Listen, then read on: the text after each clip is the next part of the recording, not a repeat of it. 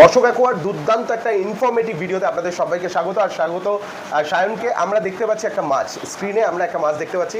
এই মাছটা হচ্ছে আফ্রিকান নাইফ ফিশ, রাইট? আর এই মাছটা সব থেকে বেশি একটা সুন্দর লাগে যে মাছ তো আমরা দেখেছি ফরওয়ার্ড সুইম করে, সামনের দিকে যায়। এই মাছটা কিন্তু ব্যাক গিয়ার আছে, ও পেছনের দিকেও ইকুয়ালি চলে যায়, মানে ওকে ঘুরতে হয় না। তো এমন একটা মাছ যাকে অনেকে ভুল করে ফেদার ভেবে বসে, ব্ল্যাক ঘোস্ট, কিন্তু এই মাছটা হচ্ছে অ্যাবা বা আফ্রিকান নাইফ ফিশ। তো সবার আগে সায়ন জানতে চাইবো যে এই আফ্রিকান নাইফ ফিশ এর অরিজিনটা কোথাকার, মানে কিভাবে এলো? এটা হচ্ছে আফ্রিকান ফিশ। আফ্রিকান যত লেক আছে বা ওখানকার যে হ্রদগুলো আছে বা ওখানকার যে জলাশয়, আমি ইয়েতে বলি, সহজ করে বলি, তো জলাশয়তেই কিন্তু এই মাছটা দেখা যায়। আফ্রিকার যত জলাশয় আছে, তো হ্যাঁ, মানে এটা হচ্ছে আফ্রিকান বলতে পারেন native fish, African native fish. ওখানকার স্থানীয় মাছ হচ্ছে, ওখানকার স্থানীয় মাছ। এই মাছটার লুকসটা একটা অদ্ভুত দেখতে, হ্যাঁ। তো আমি জানতে চাইবো যে এই মাছটাকে অ্যাকুরিয়ামে রাখছে আজকাল অনেকে, কিন্তু অনেকের কাছেই এটা, এই ভিডিওটা দেখে হয়তো এই মাছটার ব্যাপারে অনেক কিছু জানতে পারবে। তো আমি জানতে চাই যে এই মাছটা রাখতে হলে মিনিমাম কি অ্যাকুরিয়াম সাইজ চাই, ম্যাক্সিমাম কি অ্যাকুরিয়াম সাইজ করলে এটা লাইফ টাইম মোটামুটি থেকে যাবে, এবং এর জলটা রেডি করার জন্য প্রত্যেকটা মাছের জল রেডি করতে হয়, তারপর মাছ ছাড়তে হয়। তো সেই ব্যাপারে একদম বেসিক স্ক্র্যাচ থেকে শুরু করি, 5 থেকে 6টা পয়েন্ট নিয়ে আলোচনা করবো। একটু সাথে থেকে যান, এই মাছটার ব্যাপারে মোটামুটি 70-80% ডাউট ক্লিয়ার করে দেবো এই ভিডিওতে। তাহলে শুরু করি আমরা। হ্যাঁ, আপনি যেটা প্রথমে বললেন যে ট্যাঙ্ক সাইজটা, বেসিক ট্যাঙ্ক সাইজ, যেমন আমাদের কাছে একটু ছোট এখন অ্যাভেলেবেল আছে, আমাদের কাছে মোটামুটি 7 ইঞ্চি। আপনারা যেটা ভিডিওতে দেখছেন এগুলো সব 7 ইঞ্চি। একদম। এটা 3.5 ফিট ট্যাঙ্ক থেকে 3-3.5 ফিট থেকে শুরু করা যায়। কিন্তু মাছটা কিন্তু গ্রোথ এবং মাছটার যে মানে সাইজটা অনেকটাই বড় হয়। আচ্ছা, এই মাছটা যেহেতু মনস্টার মাছ, মনস্টার ভ্যারাইটির সাথে থাকে, তো এরা কিন্তু মোটামুটি ধরুন প্রায় 1 ফিট 1.5 ফিট বা তারও বেশি, যদি আরো স্পেসিয়াস ট্যাঙ্ক হয় তাহলে কিন্তু ওদের গ্রোথ কিন্তু আরো বড় হয়। 4-5 ফিটের ট্যাঙ্কে কি 4-5 ফিট যে ট্যাঙ্ক হয়, ট্যাঙ্ক সাইজ, সেখানে এই মাছটা মানে ফিউচারে যারা এখন রাখতে চাইছেন তারা তাহলে আপাতত রাখতে পারেন একটু মিড সাইজের ট্যাঙ্কে। ফিউচারে দুটো অপশন, এক হয় আপনাকে ট্যাঙ্ক সাইজ বাড়াতে হবে, না হলে এই মাছটা সেল আউট করে আপনাকে আবার অন্য কোনো মাছ নিয়ে আসতে হবে, কারণ এই মাছটার দৈর্ঘ্য বেড়ে যায়। তো সেই অনুযায়ী আপনাকে প্রিপেয়ার থাকতে হবে। নেক্সট কোশ্চেন যেটা করবো সেটা হচ্ছে জল রেডি করাটা একটু বলে দিতে হবে। আর জল রেডির সাথে সাথে ফিল্টারটা কি থাকবে? জল রেডি বলতে দেখুন, জল রেডি করা মানে কি, জলে হচ্ছে গুড ব্যাকটেরিয়া তৈরি করা। আচ্ছা, তো আমাদের সেই একটা টাইম দিতে হবে গুড ব্যাকটেরিয়া তৈরি হওয়ার টাইম। আচ্ছা, জল দেওয়ার পর কদিন সময় দিতে হবে? জল দেওয়ার পর আমরা মিনিমাম বলবো 3 থেকে 4 দিন। এরপর যদি আরো বেশি দিতে পারে কোনো অসুবিধা নেই, 4-5 দিন 6 দিন হলে 6 দিন হলেও কোনো অসুবিধা নেই। ফিল্টারটা কি থাকছে? ফিল্টারটা একটা স্ট্রং ফিল্টার থাকবে। আচ্ছা, যে কোনো একটা টপ, একটা স্পঞ্জ দেওয়া যায়, বা দুদিক থেকে যদি পাওয়ার ফিল্টার বা মাঝখানে কম্বিনেশন করে বিভিন্ন রকম কম্বিনেশনে ইউজ করা যায়, মানে ট্যাঙ্কে ফ্লো রাখতে পারি, এবং ফিল্টারটা যেন স্ট্রং হয়, জলটা না খুব ভালোভাবে ফিল্টার হয়। এছাড়া যদি এইগুলো না করে কেউ সাম্প ফিল্টার ইউজ করতে চাইছে তাহলে সেটাও করতে পারে। ক্যানিস্টার চাইলে ক্যানিস্টারে, মানে মোদ্দা কথা হচ্ছে ফিল্টারেশনটা একটু ভালো রাখতে হবে। এই ফিল্টারেশন ভালোর সাথে একটা কথা জড়িত আছে, ট্যাঙ্কটা যেটা এই মাছটা যেখানে থাকবে ওখানে কি ব্ল্যাঙ্ক থাকবে, মানে আমরা খালি ট্যাঙ্ক রাখবো না কোনো হাইডিং স্পেস দেবো, বিশেষ করে শুরুর দিনগুলোতে?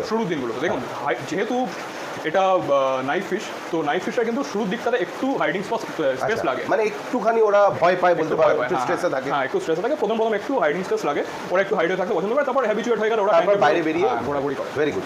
আচ্ছা, আশা করছি ভিডিওটা ভালো লাগছে। তাই নতুন বন্ধুরা যারা আমাদের ফলোয়ার্স নন, প্রথম দেখছেন, তাদের বলবো ফলো করে রাখুন, এখানে অনেক ভালো ভিডিও আছে। নেক্সট যে প্রশ্নটা করতে চাইবো সেটা হচ্ছে এই মাছটা টেম্পারেচার কেমন হয় আর এর খাওয়া দাওয়াটা কি হয়? টেম্পারেচার দেখুন 26, 27, 28, মানে মনস্টার মাছের যা 26, 27, 28, 29 এর মধ্যে টেম্পারেচারটা যদি ঘোরাফেরা করে তাহলে কিন্তু মাছটার জন্য এটা সুইটেবল টেম্পারেচার। এত ডিগ্রি টেম্পারেচার রাখতে হবে, মানে 26 থেকে 30 এর মধ্যে রাখলে ভালো। আচ্ছা, আর যেটা বলছেন ডায়েট, খাওয়া দাওয়া, মাছ কি খাবে, এটা একটা বড় প্রশ্ন থাকে। প্যালেট আমরা প্রথমেই বলবো এই ধরনের মাছ কিন্তু প্যালেট খেতে চায় না, যেহেতু আমরা দেখেছি মনস্টার মাছ প্যালেট কিন্তু খুব একটা প্যালেট খায় না। তো আমরা লাইভ ফিড প্রোভাইড করবো এই ধরনের মাছকে, যেমন চিংড়ি কিনে ছোট ছোট পিস করে আমরা দিতে পারি, ফিশ ফিলে থেকে আমরা ছোট ছোট পিস করে দিতে পারি। এটা তো শুনেছি ফিডিং ফিশও খায়। ফিডিং ফিশ মানে আমি বলতে চাইছি, দেখবেন অনেক সময় ছোট ছোট ওই গাপ্পি মাছ যেগুলো অ্যাকুরিয়ামে 15টা 20টা দিয়ে দেওয়া হয়, এরা ধরে খেয়ে নিতে পারে। আচ্ছা, মানে অলমোস্ট মনস্টার মাছ যেমন আমরা পিকক বাস, অ্যারোয়ানা বা সিমিলার মাছ, ক্যাটফিশদের যেমন দিই, তো এরাও তেমনই খায়।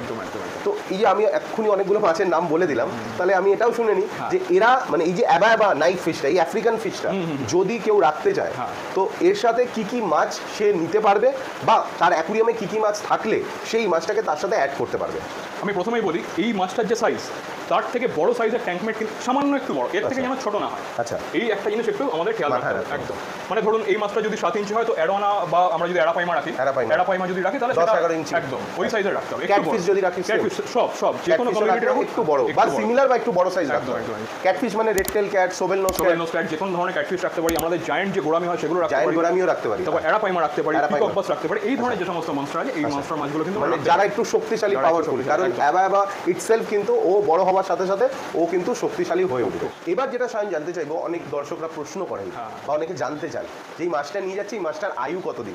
কারণ অনেকেই আছে তারা হয়তো একটা মাছ নিয়ে যায় 3 মাস 6 মাসের মধ্যে সেই মাছটা হয়তো এক্সপায়ার করে যায়। সেটা অনেক সময় আমাদের মিস্টেকেই হয়, আমরা হয়তো নলেজের অভাব। তো এই অ্যাবা যে মাছটাকে আমরা এখন দেখছি, এই মাছটা অ্যাকুরিয়ামে কতদিন অবধি জীবিত থাকতে পারে? এই মাছটা অ্যাকোরিয়ামে 6 থেকে 8-10 বছর অবধি জীবিত থাকতে পারবে। মানে অনেক লং লাইফ, অনেক লং। সেটা কিন্তু আপনার মেইনটেনেন্সের উপর ডিপেন্ড করছে। মেইনটেনেন্স, ট্যাঙ্ক সাইজ কতটা, এগুলোর উপর ডিপেন্ড করছে।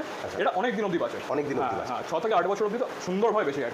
থ্যাংক ইউ সায়ন, আর থ্যাংক ইউ আমাদের দর্শক বন্ধুদের। আমরা অ্যাবা নিয়ে একটা নলেজ আপনাদের সাথে শেয়ার করার চেষ্টা করলাম। সায়ন বেশ কিছু তথ্য দিল।